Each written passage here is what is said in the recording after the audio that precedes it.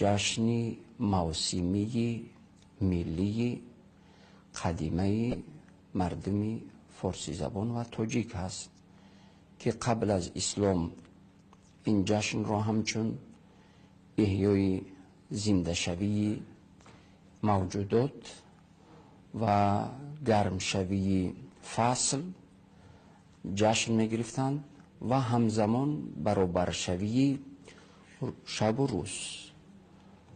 پس مادامی که چنین هست و این به عبادت‌های یگان خللی وارد نمی کند و به عقیده اسلامی هیچ گونه ضدیتی ندارد، پس به همین خاطر این را اکثریت اهل علم و خود در گذشته خود در زمان معاصر این را قبول کردن و همچون یک جشنی ملی فرهنگی قدیمه قبول کردند.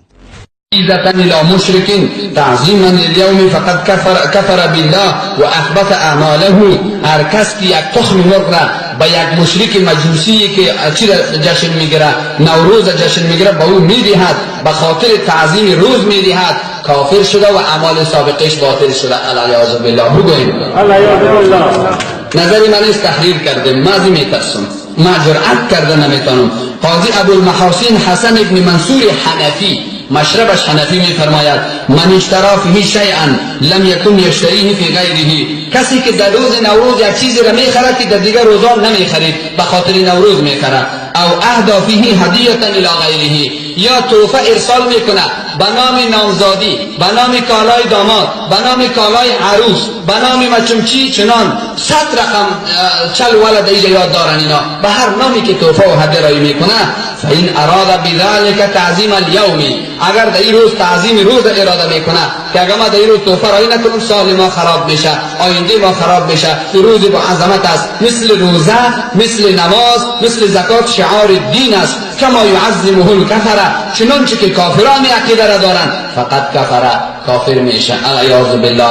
و این اراد بشراء تنعم و تنزل و بالاهداء التحاب جريا على العاده لم يكن كفرا لكنه مكروه كراهه التشبه بالكفره حينئذ فيحترز عنه. پس این شکل اگر اراده تعظیم نکنه اما درست است. صرف اراده تعظیم نه تعظیم فرقش چه باشه؟ اگر با تعظیم کار نکنه گفت کافر میشه، اگر نه تعظیم نمیکنه گناه میشه، گناه تشبیه به دنیای کفر و مجوس می آید، از این خاطر نباید کرد. بعدا در یک از جملاتش می فرماید و اهل مکه بحمد الله غافلون عنهما، میگه غیر عالمین باحوالهما، میگه اهل مکه معظمه اصلا از این گپایش خبر ندارن. با برکت مکه معظمه و برکت نزول قرآن و حدیث از جشن نوروز هیچ خبر ندارن. راستشم در مکه و مدینه چی نمیشه؟ جشن نوروز برگزار نمیشه. اگر نیکو بسا صحابه بیرق برداشتن، صحابه شهید شدن، فتوحات کردن، اما اونا جشن نوروز نمیگیرن. به خاطر از این بحمدالله هم گفته. بعد از آن اشاره به مسائل دیگر داشت. این تا اینجا را ثابت کردم که از عید مشرک است. از چی ثابت کردم؟ بگو. از تا اینجا مطلب اولی ما ثابت شد که عید مشرکین است. داریم یک کتاب دیگر به نام فتح الملهم از جناب علامه شبیر احمد عثمانی، از خاندان حضرت عثمان رضی الله تعالی عنه، از علمای برجسته جهان حنفیت، یعنی پیرو امام ابو حنیفه.